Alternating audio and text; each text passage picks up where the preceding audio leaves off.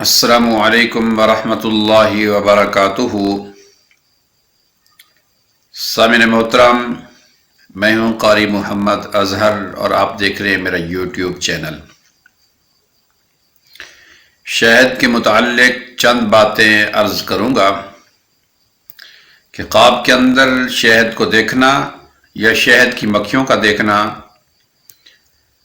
یا شہد کو کھانا، شہد کی مکھیاں اپنے ارد گرد زیادہ جمع ہوتے ہوئے دیکھنا یا شہد کی مکھیوں کا کاٹنا، آپ کے اوپر حملہ کرنا یا شہد کی مکھیوں کا شہد کھانا۔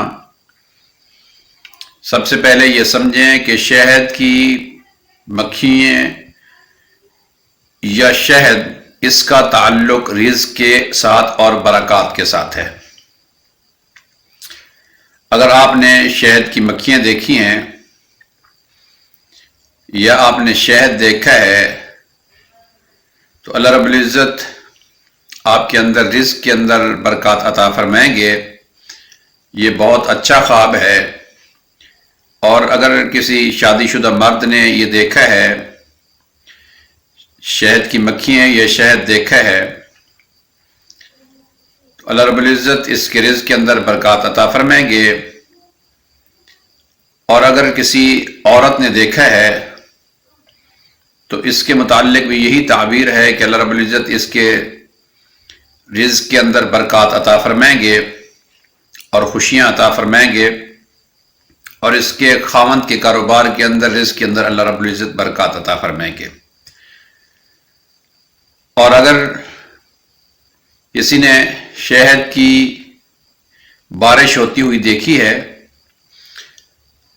تو اس کا مطلب کہ اللہ رب العزت اس قدر اس کے رزق کے اندر برکات اور ترقیاں عطا فرمائیں گے، برکتوں والا رزق عطا فرمائیں گے۔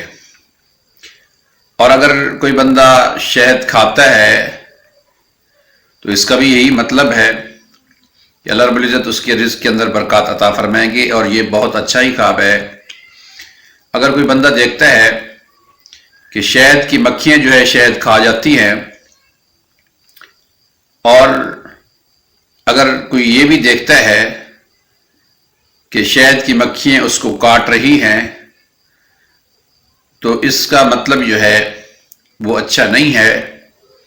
اس کے مطلب جو لکھا ہے وہ یہ ہے کہ اس کو زیادہ مشقت والا رزق ملے گا، زیادہ محنت کرنی پڑے گی، اور مشقت اٹھانے کے بعد اس کو رزق ملے گا۔